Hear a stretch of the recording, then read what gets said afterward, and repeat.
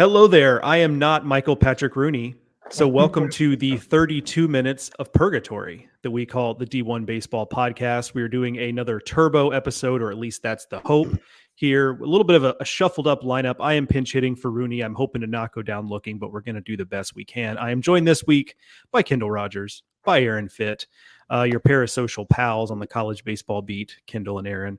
You like that word? Aaron, give you I like it. By the way, I do want to say, since Roots can be here, we made Joe shave his head. Yep. It's freshly shaved last night. What does parasocial mean, Joe? It's like how you think you know people you listen to on podcasts or watch on TV, and you know enough about them that you feel like you're friends with them, but you're actually not. Those are called parasocial pals. Oh, I've learned something. I always learn some things from you. You're the best. Oh, thank you. Happy to have our parasocial pals here with us on the podcast. We're going to play a little game of this or that to recap week 11 around college baseball. We will get to that in a second. First, I have to say thank you to our friends over at S2 Cognition for sponsoring this and every D1 Baseball podcast season. And also, say thank you to our friends over at Pitch Logic, the system used by players, coaches, scouts, and instructors at all levels of play, from youth leagues to the big leagues.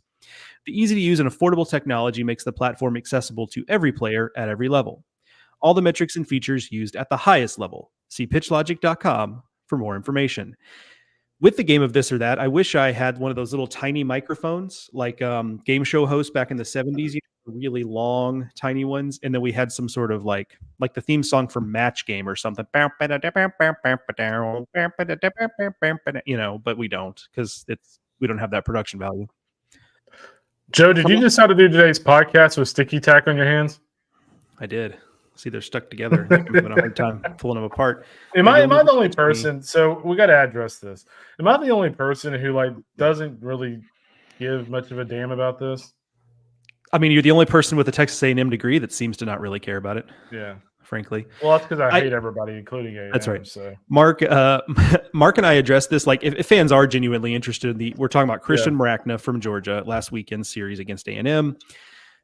He was caught on video in the bullpen doing something, and I only say something because we literally cannot see it. I did see someone on Twitter say that as the father of a young child, there's a 20% chance that he's actually just going to the bathroom over there in his pants, which any dad, which I am not, but Kendall probably remembers those days when your kid would run off to a corner and squat, and you're like, what are you doing over there? Or in my kid's case, he just walks in the front yard, and you're like, what are you doing? Going to the bathroom. Oh, man. Good for them. Do a jar. That's right. Hey, man.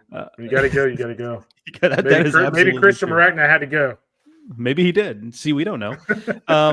Regardless, I see a lot of my big take on it is that I see a lot of folks saying, tagging the SEC or the NCAA in it, asking for a suspension. And it's just, I don't think there's a mechanism by which the SEC could suspend him. I mean, because he wasn't ejected. They didn't ask for a glove check.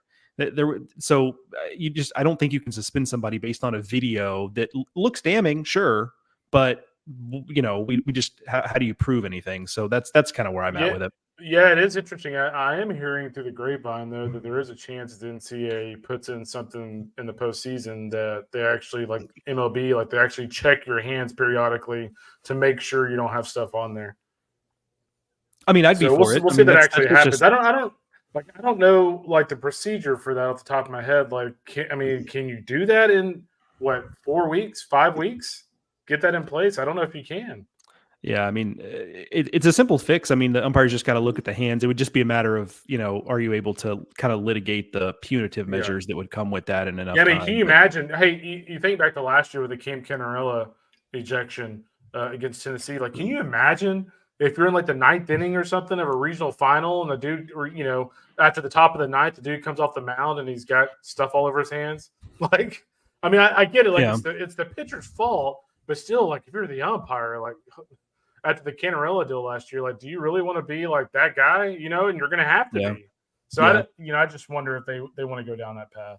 I mean, it's a pretty blatant form of cheating, though. I mean, it's if we think this problem is rampant, then something probably should be done. I don't know if it is rampant. It just seems like something that it's not like this is a new thing. It's a tale as old as time. And there's been issues with, does this guy have substance in his belt or in his glove or what, in his hair? I mean, there's like, this comes up every few years, right? And it's like, people make a fuss for a couple days and then it goes away. I haven't seen any kind of indications that this is a rampant thing that really needs to be addressed. I also think it's really funny that like Braden Montgomery and Jace Lavalette are so good that people are like, hey, there's no way that he struck out both of those guys back to back. That cracks me up. Yeah, like Christian Maracna not only is being accused of cheating, he's also taking a lot of strays where they're like, he can't possibly be that good. Like it's just.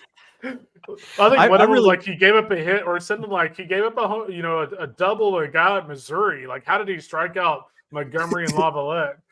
Yeah, I miss when cheating with this stuff was blatant. Like, you guys remember Kenny Rogers, the lefty that pitched forever, and he's just got like pine tar all over his glove and arm, and just like, it's just part of the deal.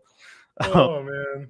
Anyway, all right, let's get to a little game of this or that to recap the weekend that was. It's pretty simple. I'm going to lob a conference over to one of my esteemed colleagues here, give them a couple of options on what they'd like to talk about. And let's be honest, really, it's just jumping off points to talk about the bigger, whether you guys want to zoom in on the specifics of that series or just the bigger picture of the ramifications of that series result. Do with it what you will. After each one, the next person can either kind of clean up what was left on the plate by that person, or we can move on to another conference. I'll give them that option. So we'll start with Aaron, because we're starting with the ACC, and it feels like only right to give Aaron the ACC here. Come on, big money, no whammies. Let's go. Would you rather talk about Florida State and their series win over Duke, or would you rather talk about Notre Dame upsetting Wake Forest? Your call. Yeah, I'm gonna go with Florida State here. Shocking. And give Notre Dame credit. They're playing. Yeah. They're playing better at the moment, and that just feels like one of those blips that happens. But Florida State going on the road and winning a marquee series at Duke, that had my attention, and I kind of thought it was going to happen. I picked Florida State. I don't know if you guys picked Florida State this week, but the fabulous Fit Dogs picked Florida State. Even though I've been saying all year long I thought Duke was the best team in the ACC, I don't know if I believe that anymore. I think this Florida State team, the way that they've hung in there despite the injuries they've had on the mound, is pretty impressive. And I just think their offense is elite. And there's a lot of elite offense. It's like everybody's got elite offense. If everybody's elite, then is anybody elite? I guess that's the question there when it comes to offense. Real question for our times. Yeah. But I mean, Carson Dorsey has been, I think, a huge key for Florida State. I mean, last time I saw him, it was at Clemson, and he got, it was a disaster at the back of the bullpen 2 days in a row. And now he's starting, filling in when they needed him to, and giving them some length in the rotation. And I like him in that role. I mean, he's got, a varied repertoire, and he's got good stuff. And it feels like that's been a major development for the Seminoles. And if they can get healthy on the mound when it matters most, which, means getting Connor Whitaker back and Cam Leiter healthy. And this, to me, feels like a team that's on the short list of teams that I could really see winning it all. I mean, because they have the elite offense, but they also have high-end pitching if they're healthy. And so going on the road and finally winning a series against a regional caliber team, which they hadn't done before this weekend, that was really kind of the knock on them. And so now they've got that, and that showed me a lot. Yeah, quickly on Notre Dame, because I get the feeling Kendall is not going to take Notre Dame over Wake in that one. But just a nightmare of a situation where they're playing better. You're playing in South Bend. Notre Dame is better than its record. I think we've known that for a while. So just kind of a nightmare of a situation, not a team you really want to deal with because there's really no upside. But there's all kinds of downside there. So, Kendall, let's talk Big 12. Would you rather talk Texas over Oklahoma? A weird little series there that ended with being the last game kind of being stopped early. Or would you rather talk about the Kansas Jayhawks taking down Texas Tech, sweeping them at home over the weekend? Where would you like to go? Yeah, I'll take Texas. I think if you look at Texas in the decisive game against OU, I think they had 6 home runs in the game that was called early because of rain. They won that 12-10. But, Texas is such an odd team in the sense that, their RPI going into the weekend was in the 70s. It's now in a much better spot. It's in the mid-50s. So, I don't think Texas is like 100% safe the rest of the year in terms of the postseason picture. But, I mean, right now they're in the mid-50s. They're near the top of the conference. And once again, it feels like, David Pierce, it's not every single year because, I mean, they almost went to Omaha 3 years in a row. But in the years that it looks like they're not going to be great, like he just always finds a way. Like this is a team that has Max Grubbs as their Friday night starter. And granted, he's not bad, but the fact that Max Grubbs is a Friday starter and like they could very well have a chance to win this league in a few weeks, long shot, but they have a chance to win this league. Like to me is ultra impressive. Like Ace Whitehead, he's a guy that coming in the year we thought was going to be a contributor as a position player. Now he's, a weekend starter. LeBaron Johnson got off to a really good start this year. Has kind of taken a little bit of a step back. He's not quite as dominant as he was earlier this year. So they've got a lot of things working against them, but what they don't have working against them is their offense. I think if you look at Texas' offense, Jalen Flores, I think we all expected, Jalen to have a really big freshman year. It didn't work out for him, but he's had a great year for them. Max Ballou is a Big 12 home run leader right now. He's really stepped up for Texas. And then Will Gasparino, a freshman that we all thought would be an instant impact guy. His power continues to develop. He had a big home run over the weekend against Oklahoma. So when you look at Texas lineup and you add Peyton Powell to the mix, that's a really good offensive lineup. The thing for me when I look at Texas down the stretch and, more importantly in the postseason is can they hang with teams on the mound? I'm not so sure they can, but their offense is a lot of fun to watch. Oklahoma guys, I can't figure them out. Like one week I'm like, oh, here we go. Oklahoma's back. And then the next week, they just completely fall apart. I think the biggest thing for me is I have a little bit like Texas. I have a lot of confidence in Oklahoma's offense, but, Kyson Witherspoon over the weekend, through, his ERA in conference play, is over 5. Brendan Girton, a guy that early in the year was throwing pretty well for OU. His ERA is approaching 8 right now. So there's some pieces on the mound that I feel like for Oklahoma, they could be more consistent. But these two teams, guys, still very, very dangerous from an offensive standpoint. In other words, when you look at the Big 12, I had no idea what to expect down the final few weeks. I think Oklahoma State's the team I might have the most conviction in at this point. But, who knows? It changes by week. Yeah. Yeah, Aaron, what do you got? Do you want to pick up the Kansas over Tech piece there? Yeah, talk about the Jayhawks. Yes, I do. Yes, I do. My Jayhawks. I think I was all over this team in the preseason. I was. That's why I said you're Jayhawks. Yeah. No, I agree. Yeah, I was agreeing with you, Kendall. I appreciate that. It's weird because the way they started conference play, I think it was easy to kind of write them off. I guess after they won that TCU series, but they lost series 3 weeks in a row, right to Cincinnati, UCF. They got swept by West Virginia, 3 straight conference series. They had well, I take it back. I forget BYU's in the Big 12 now. They did sweep BYU in there. Anyway, they were in a hole, right? And since then, what are they like? 10-1, 11-1 since then. They've really they lost 10 other. They've won 10 out of their last 11. Yeah, they've kind of found it. Sweeping Texas Tech, obviously a huge boost for them. All of a sudden, you look up, they're 12-9 in the league. They're 64 in the RPI, and I feel like the pitching is pretty solid, like reliable right now. With you got a good 1-2 punch there with Reese Dutton, who is such a winner. For Joe's USC Upstate Spartans in the past, and now is just a really good veteran Friday night guy. You've got the really exciting freshman Dominic Bagley with great stuff there. And here's a big key, guys. We talked earlier in the year about Ethan Lanthier as a guy that was a high profile. Well, he became a high profile transfer out of St. Cloud State because he was great in the Cape League, and he got up to a rough start. And we were like, "Whoa, that's a problem." But look up this weekend; he had 4 2/3 shutout innings, 2-hit ball against a good Texas Tech offense in relief. That to me is a huge development that he's kind of figured it out, come into his own. I kind of like the way those bullpen pieces fit back there with Hunter Cranton as your back end guy. It's an offense that is not going to overpower you, but it has depth. They're hitting over 300 as a team. They can move the ball around, and I just think they're a solid club. I think they're a regional caliber club, and we'll see if they can get that RPI up a little more and get into a regional. Yeah, I saw them earlier this year in Round Rock, and Hunter Cranton is a guy that's triple digits, like he's 98 to 100 with his fastball. And one example, we talk so much about RPI and the Diamond Sports rankings. This is another example, guys, where I think the DSR really kind of nails Kansas. As opposed to the RPI. The RPI has Kansas at 64 right now. The DSR has Kansas at 37, which I think is way more accurate when you look at this team from just a pure talent standpoint. So and what they've accomplished. Noteworthy. Yeah, I think it's just a better reflection of the season that they've had. That's the bottom line. Before we move on, was going to address a comment we had here as we are live right now, like actually live for those who are following along. Yeah, thank you, Aaron. Hey, YouTube. James on X says, and I'm going to edit his question a little bit. Says thoughts on ECU potentially being a top 4 seed. I mean, that's rich. So I'm going to say top 8 seed. Let's maybe bat that around. Just quickly, some data to throw against that. They are currently number 8 in the RPI, so that's good as of right now.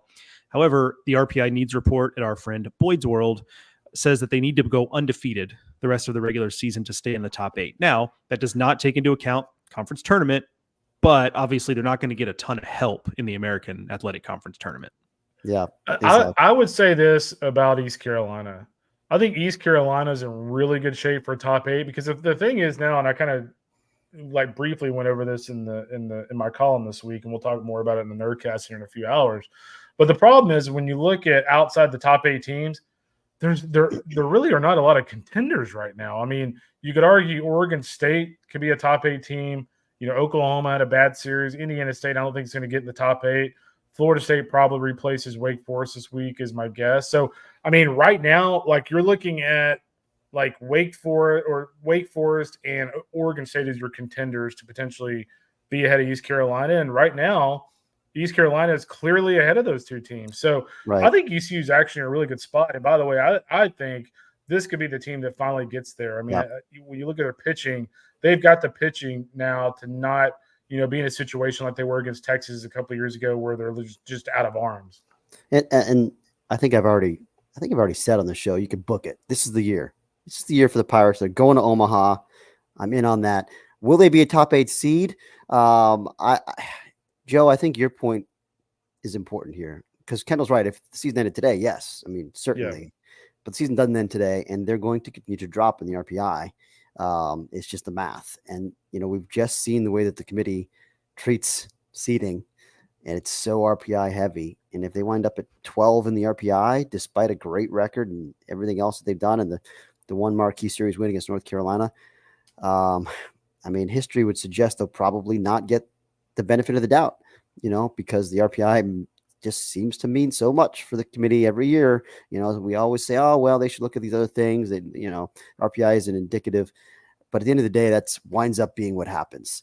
And so they've got to be really, really, really good down the stretch. I think if they can finish in the top 10 in the RPI, I think they got a pretty good shot, but if they're outside the top 10, I kind of would be surprised just based on the history with the committee. And that's not to say I don't think they deserve it. I think, if they're 12 in the RPI and they continue to dominate the league and everything else, I think they should be a top 8, but I just don't think that they necessarily will be.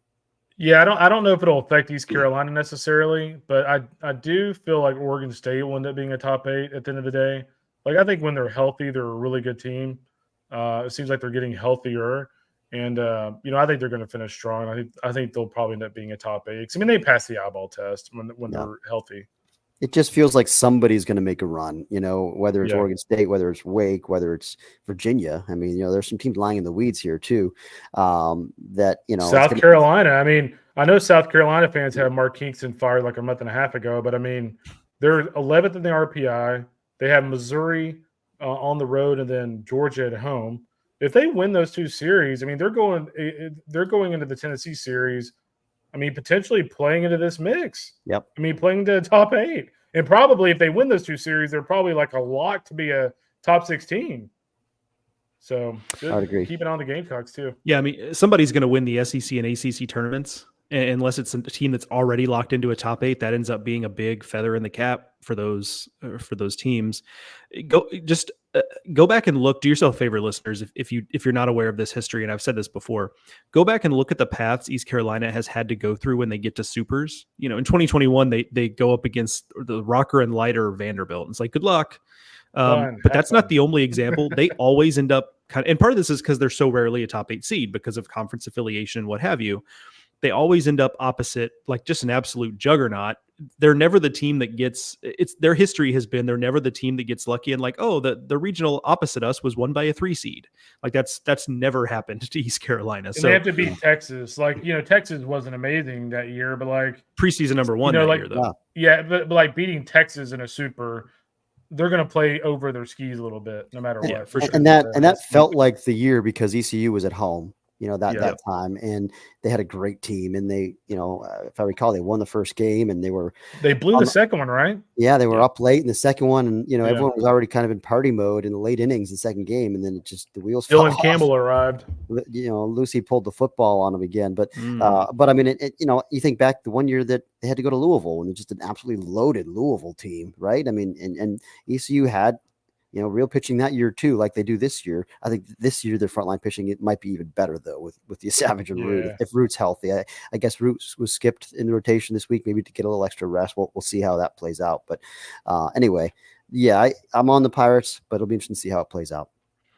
Here's my question, Aaron. Like you see in ECU, is ECU the type of team that can actually like pitch way off in a regional? Like if they're a top 8, can they actually save Root and Savage? Like for the last 2 games? I think part of that depends on the matchup, right? I mean, if you get a dangerous force, and some coaches are just plain philosophically opposed to that. I'm trying to think back how Cliff has handled that in the past. I know, top of my head, I can't recall. But I mean, they have some. I would say they probably need to do that. Risky. I think they probably need to do that though.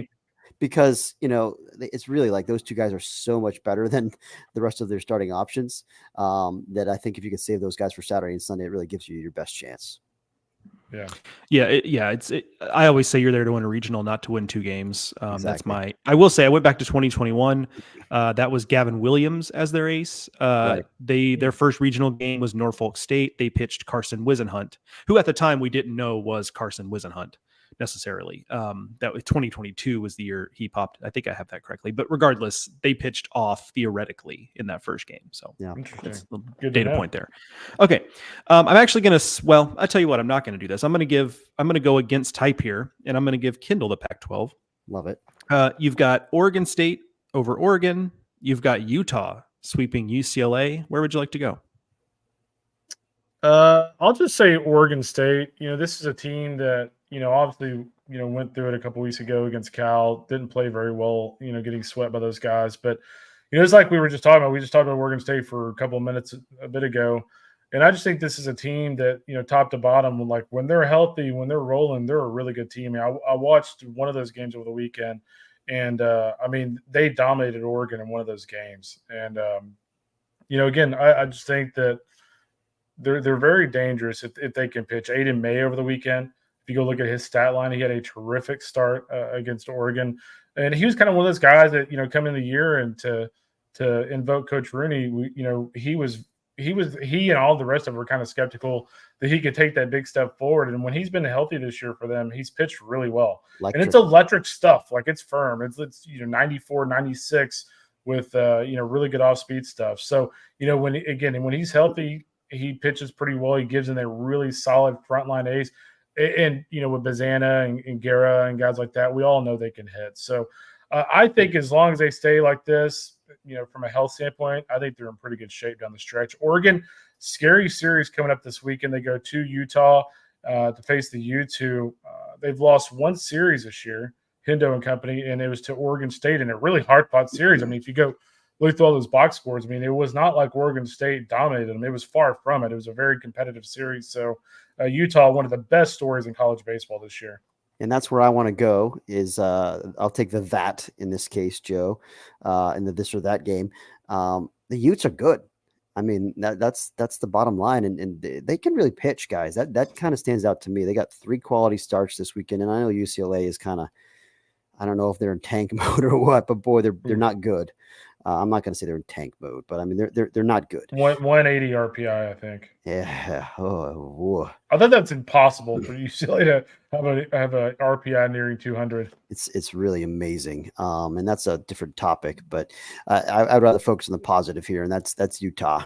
Sure. It's just an awesome year, and again, 3 quality starters with Bryson Van Sickle, who's had a great year. I haven't really broken down the Pac-12 Pitcher of the Year race, but I got to figure he's in the mix. I know it's not a big strikeout guy, but it's like a 2.6 ERA. He's been a rock for him, and then with Merritt Jones behind him, and they got Coulter McAnally excuse me, on Sundays. And he gave him, I think he pitched into the 6th inning this past weekend. You got a real back end guy, Micah Ashman, who's been a high end closer for a while, and he's got track record and poise. And again, it's kind of like Kansas. They're not going to overpower you offensively with the long ball. I don't think anyone on the team has more than 6 home runs, but I mean, there's some length in the lineup. There's some good at bats, and they just kind of, execute. And, a couple of stars with Core Jackson and Kai Roberts leading the way. So I think they're for real. I think that, I'm fascinated by that series against Oregon, because Oregon did pitch very well against the Beavers. That's one thing that, shouldn't be overlooked. I mean, they didn't win the series, but they didn't give up a lot of runs in those 3 games. And, so it should be a pretty interesting matchup between 2 teams that seems like are pitching very well right now. Yeah, just quickly, the Pac-12 pitcher of the year race, he's right in the middle of it, I would think. Jackson Kent probably in that mix. Really, all 3 Arizona starters maybe in that mix. Jacob Kamatz maybe in that. So to your point though, there's not one guy out there that's really just crushing it to where, I mean, that feels like the last 3 weeks of the season might determine who ends up winning that award. Yeah. Okay, Utah, Kendall. by the way, well, I was just going to say Utah, by the way, actually still leads Oregon State by a game and a half in first place. They're tied with Arizona atop the standings. There it is. Yeah. All right, Kendall, SEC. Do you want to talk South Carolina over Kentucky, or would you rather talk about Mississippi State over Vanderbilt? I will go with Mississippi State over Vanderbilt, because I hate to tell you, but the Dogs, I think, are going to end up hosting. I think if you look at the remaining schedule, I think it favors them quite a bit to get to that kind of that mark that you need to get to host a regional. I think the RPI will get in the range. The RPI is sitting at 28 right now. Aaron, you look like you want to say something. I mean, I just hope the State fans are listening. And you just said you hate to tell you that State's going to host. You sound like you're bummed about this. Of course. Well, I'm bummed about anybody having fun and having a good time, because I hate them. You do. No, man, I think when you look at Mississippi State, man, I said this a few weeks ago when they played A&M.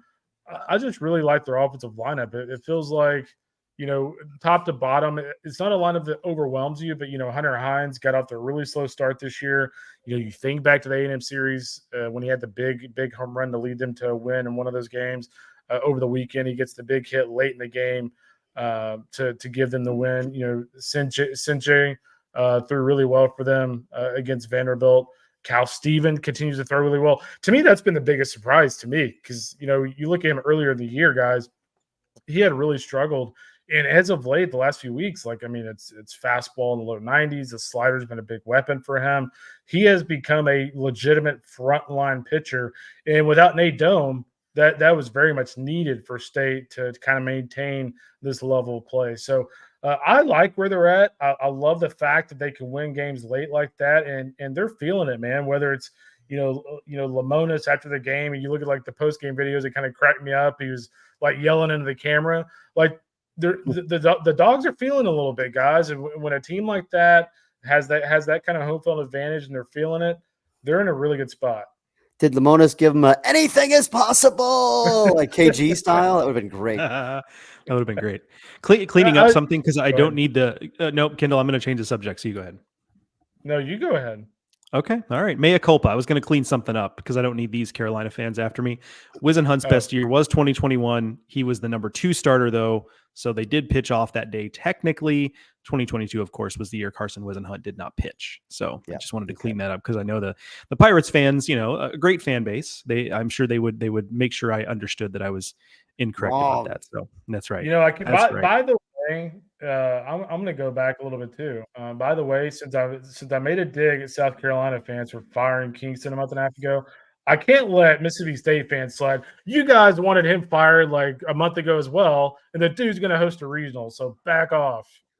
I said this morning on SEC radio on Sirius XM that, for better or worse, Mississippi State judges their teams on postseason, not regular season. So I think there still will be a lot of pressure on getting out of a regional, even if you host it. No, for sure. Hey, Joe, I do have a question. Speaking of Magnolia State, can you explain? You watch these teams more than Aaron and I, just because we have to watch a lot more kind of national action. But what in the hell is up with Ole Miss? The way they played over the weekend was rough. It was bad. Yeah, the one word answer is pitching. The longer answer is that they've had a combination of the guys they thought were going to be instant impact guys on the mound, like freshmen like Wes Mendez, for example, that's just one off the top of my head, have not popped immediately. And secondarily, they're in a situation where this has been a couple of years in a row where the veterans they were kind of looking to take steps forward just haven't. I think back to guys like Jack Doherty, who was a nice piece, but never really became the ace they thought he could be. Derek Diamond in years past, right, was a guy like that. Now it's Grayson Saunier, it's JT Quinn, and I know Quinn's been hurt, but they just haven't developed that next wave of guys the way they used to. And Nikhazy and Hoagland aren't that long ago. It's not like this is a 10-year drought, but we've now kind of had a little bit of a trend. So that's one. The offense more often than not has been good enough, but it's not been good enough to overcome the pitching. It's not a great lineup. It's a pretty decent lineup. And honestly, if you're not pitching well in the SEC, your lineup needs to be really, really good to overcome that because so many other teams there are offensive. Yeah, for sure. Hey, let's get to a question here from Dope Skins. Aaron, I'll let you take this one. The CAA with a real shot at 3 teams in the regionals. It's a definite possibility. Go ahead, Aaron. Yeah, I mean, obviously right now, College of Charleston is making it. It has made its move. They're 50th in the RPI now. They've continued to climb week over week. Just a marquee. Well, I guess it's not marquee anymore. Campbell's not having a great year, but a big series win on the road at Campbell, which puts them in a really good spot. I mean, they have also a road series at Wilmington. So, their issue had been the RPI, and now they've kind of fixed that. And so, again, a CAA team at 50 tends not to get the benefit of the doubt, like leagues in that caliber. Like they probably need to climb a little higher even, but winning the regular season would be a big boost. Now the question is, Wilmington's in the same boat, right? They're tied currently for first place at 14-4. Wilmington's 48th in the RPI, and then you got Northeastern, who's 35 in the RPI, and just a game back. So yeah, I mean, it does feel like 3 bids is very much in play, and it might depend who wins conference tournament. It would be helpful if one of those top 2 teams, Charleston or Wilmington, won the conference tournament because their RPIs are a little lower than Northeastern's. I like Northeastern's chances to get a bid if they can maintain their RPI, which they have the edge, and I like their chances. And then maybe you do get 3. It certainly could happen, and it's a fascinating league to watch. I mean, I think we have a piece coming out on Charleston that Patrick Ebert's working on, and I'm hoping to try to sneak over and see Wilmington this afternoon. We'll see how the schedule goes. They're playing at NC State. There's just 3 teams that feel like they're heading into the year. I thought it was Wilmington and Northeastern were the 2 teams I liked most, and then I had Campbell and then Charleston. But I like Charleston, but they were kind of the clear 4th team in the pecking order, and they've jumped up, and it's been impressive. Yeah, it's worth mentioning, by the way, that the non-conference youth schedule, which obviously is very important for mid-majors, Northeastern and UNCW are both in the top 60. Charleston sitting at 198. So that could come into play, here in a few weeks as we get to Selection Monday. Yeah, it's a good call. No doubt about that. Hey, Joe, can I take that in the SEC, this or that? Is that allowed? Oh, sure. Please go ahead. I want to talk about the Gamecocks. Kendall kind of alluded to it earlier, like they're trending in the right direction as far as the hosting stuff. But I just want to talk about their team a little bit and what they did this weekend against Kentucky. Here's what strikes me. In the fall, Blake Jackson was a super buzzy player, and it felt like Austin Brindling was kind of a disappointment, and it just kind of been like, this was the guy that, when they brought those guys in through the portal last summer, Brindling was maybe the one that people were most excited about. And then he kind of had a terrible fall and it seemed like he was buried heading into the year. And then Jackson, as we started the regular season, got off to a poor start.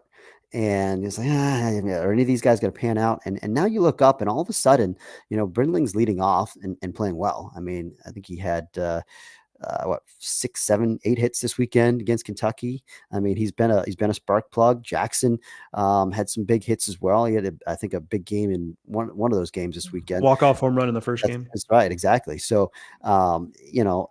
those 2 guys have kind of helped pick it up, because this is not as scary an offense as it was last year. I mean, they're kind of middle of the pack in the SEC overall and in conference play, both offense and pitching numbers, really kind of like middle to top half, I would say, in pitching, I think. But it's a team that you still have your 2 stars, and Patrice having a good year. But it feels like Messina's having a good year too. And both of them are having good years, but maybe not like the superstar years. But, besides that, there's not like a ton of power here. Gavin Casas has not really kind of been able to replicate what he did last year, but they've got pieces and they're finding answers. They've got some depth on that roster and they're making use of it. And I think doing a great job figuring out the right combinations and it has sparked them. And then on the mound, it's kind of like, a little bit of the same thing. I mean, it's a mix and match. It's some ride the hot hand. Ty Good has really been excellent for him out of the bullpen. I like their bullpen a lot. Whether they can do that, like we said, that the mix and match ability with Gainey and Veach and Good, all different kinds of guys. I mean, power guys, breaking ball guys, funky changeup guy, whatever. I mean, there's different things that they can throw at you there.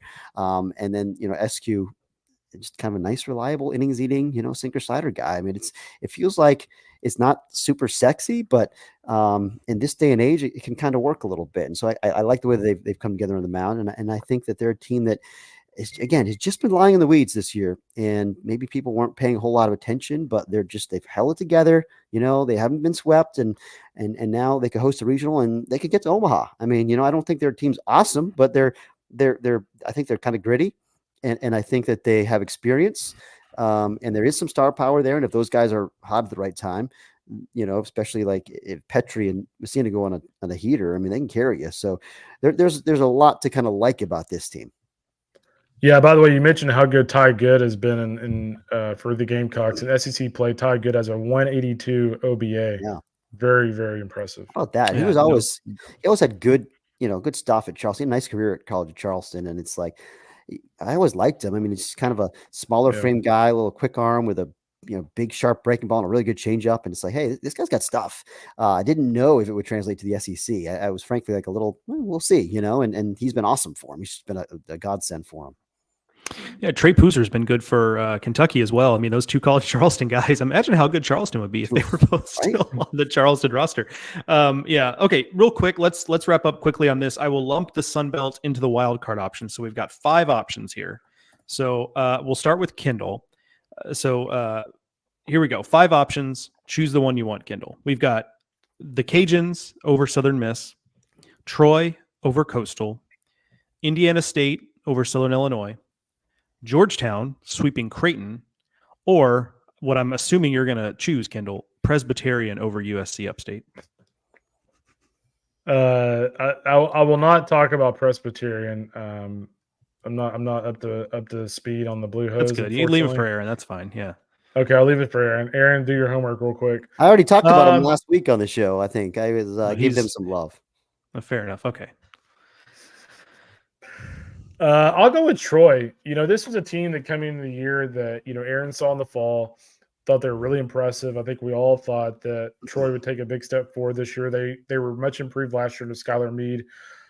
Guys, not only did they have a good weekend, they went on the road and roughed up Coastal with Brooks Bryan kind of leading the way for them offensively. He's been on an absolute tear in conference play for them.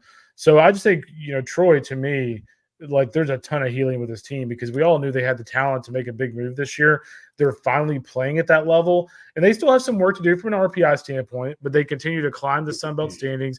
They have, I think they have Louisiana or Southern Miss? They have one of the two at home this weekend. We have Louisiana at home this weekend. So yet another opportunity to continue climbing that ladder. So Troy is front of mind for me right now. I get that Coastal at times has issues on the mound, but what they did to those guys who are historically very good at home is ultra impressive to me. So kudos to Skylar Meade and his club.